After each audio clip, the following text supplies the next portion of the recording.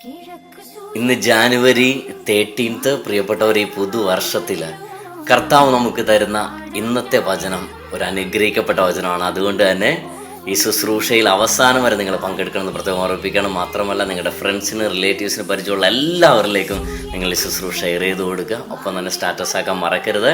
ഈ ശുശ്രൂഷയിലേക്ക് പ്രവേശിക്കുന്നതിന് മുമ്പ് വളരെ പ്രധാനപ്പെട്ട ഒരു കാര്യം ബ്രദർ പറയുകയാണ്. ഈ ജനുവരി 30 മുതൽ 3 ദിവസത്തെ താമസിച്ചുള്ള ധ്യാനം, ശക്തീകരണ ധ്യാനം കോട്ടയം ക്രിസ്ത്യൻ ധ്യാനകേന്ദ്രത്തിൽ നടക്കുകയാണ്. ഈ ധ്യാനത്തിലേക്ക് നിങ്ങളെല്ലാവരും സ്വാഗതം ചെയ്യുകയാണ്. കേട്ടു പോവാതെ താഴെ കാണുന്ന നമ്പർ വിളിച്ച് ഉടനെ തന്നെ നിങ്ങൾ ബുക്ക് ചെയ്ത് നിങ്ങളുടെ സീറ്റുകൾ ഉറപ്പിക്കുക. കാരണം സീറ്റുകൾ വളരെ ലിമിറ്റഡ് ആണ്. അതുകൊണ്ട് ഇപ്പോൾ തന്നെ താഴെ കാണുന്ന നമ്പർ വിളിച്ച് നിങ്ങളുടെ സീറ്റുകൾ ബുക്ക് ചെയ്ത് കർത്താവിൻ്റെ അനുഗ്രഹം, അഭിഷേകം പുതുവർഷം നമുക്ക് സ്വീകരിക്കാം. ഇന്നത്തെ ശുശ്രൂഷയിലേക്ക് നമ്മൾ പ്രവേശിക്കുകയാണ്. കൃതജ്ഞതാ ഭരിതരായി നിങ്ങൾ നിരന്തരം പ്രാർത്ഥിക്കുകയും. കൊളോസോസ് 4:2. പ്രിയപ്പെട്ടവരെ, ഈ വചനം പറയുകയാണ്, കൃതജ്ഞതാ ഭരിതരായി നിരന്തരം ഉണർന്ന് പ്രാർത്ഥിക്കുക. എന്താണ് കൃതജ്ഞത? അല്ലെ, നന്ദി അർപ്പണത്തിൻ്റെ സൂചനയാണ്. നമുക്ക് ദൈവം തന്ന കാര്യങ്ങൾക്ക് നന്ദി പറയുന്ന ആ ഒരു കാര്യമാണ് കൃതജ്ഞത എന്ന് പറയുന്നത്. ഞാൻ നിങ്ങളോട് ചോദിക്കട്ടെ, പ്രാർത്ഥിച്ചിട്ട് നിങ്ങളുടെ കാര്യങ്ങൾ നടന്നു കിട്ടി എത്ര പേരുണ്ട്? അവരൊന്ന് ആമേനൊന്ന് കമൻറ്റ് ചെയ്യണേ.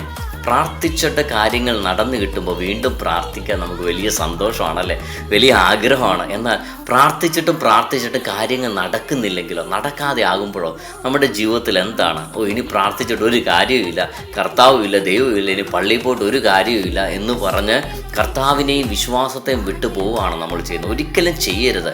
പ്രാർത്ഥിച്ചിട്ട് കാര്യം നടന്നാലും കാര്യം നടന്നില്ലെങ്കിലും, നമുക്ക് കിട്ടിയാലും കിട്ടിയില്ലെങ്കിലും, നമ്മുടെ ആവശ്യങ്ങളെല്ലാം നിവൃത്തിയായാലും ഇല്ലെങ്കിലും, പ്രിയപ്പെട്ടവരെ, കർത്താവിൻ്റെ മുൻപിൽ നമ്മൾ നന്ദി നിറഞ്ഞവരായി കൃതജ്ഞതാ ഭരിതരായി നിരന്തരം പ്രാർത്ഥിക്കണം. അങ്ങനെ ചെയ്യുമ്പോഴുള്ള അവസ്ഥ എന്താണെന്നറിയോ?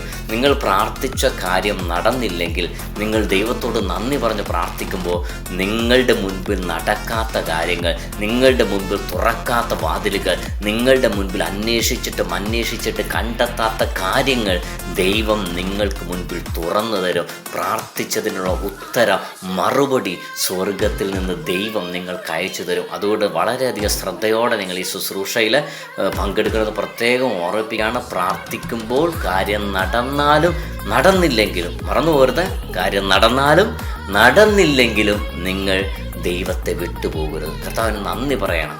കാര്യം നടക്കുമ്പോൾ നമ്മളെല്ലാവരും നന്ദി പറയാറുണ്ട്, നടക്കാതിരിക്കുമ്പോഴോ അപ്പോഴും നമ്മൾ നന്ദി പറയണം.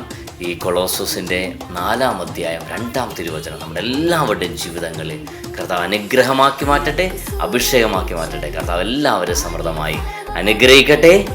ആമേൻ.